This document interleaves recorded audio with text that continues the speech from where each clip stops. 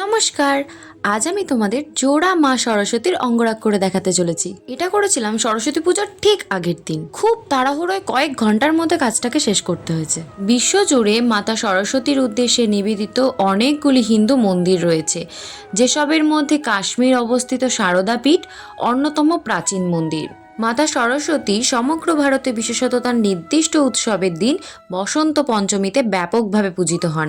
বসন্তের এই পঞ্চম দিনটি ভারতের বিভিন্ন অঞ্চলে সরস্বতী পূজা ও সরস্বতী জয়ন্তী নামেও পরিচিত। এই দিনে শিক্ষার্থীরা তাকে জ্ঞান ও শিক্ষার অধিষ্ঠাত্রী দেবী হিসেবে সম্মান জানায়। ঐতিহ্যগতভাবে এই দিনটি ছোট্ট শিশুদের প্রথম বর্ণমালা লেখা শেখানোর মাধ্যমে চিহ্নিত হয়। বিদ্যার দেবী তিনি। শাস্ত্রমতে মাঘ মাসের শুক্লপক্ষের পঞ্চমী তিথিতে পূজিত হন তিনি।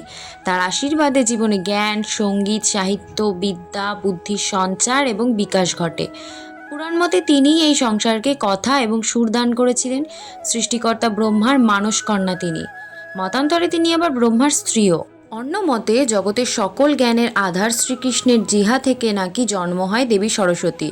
স্বয়ং শ্রীকৃষ্ণই মাঘ মাসের শুক্লপক্ষের পূর্ণ পঞ্চমী তিথিতে বাঘ দেবীর আরাধনা চালু করেন এবং এই কারণেই দেবী সরস্বতী তাকে স্বামী রূপে গ্রহণ করেন। আমার ভিডিও বা কথা বলায় কোনো ভুল ত্রুটি থাকলে মার্জনা করবেন। আর জোড়া সরস্বতী মায়ের অঙ্গরাগটা কেমন হলো সকলে কমেন্টে বলে যেও কিন্তু।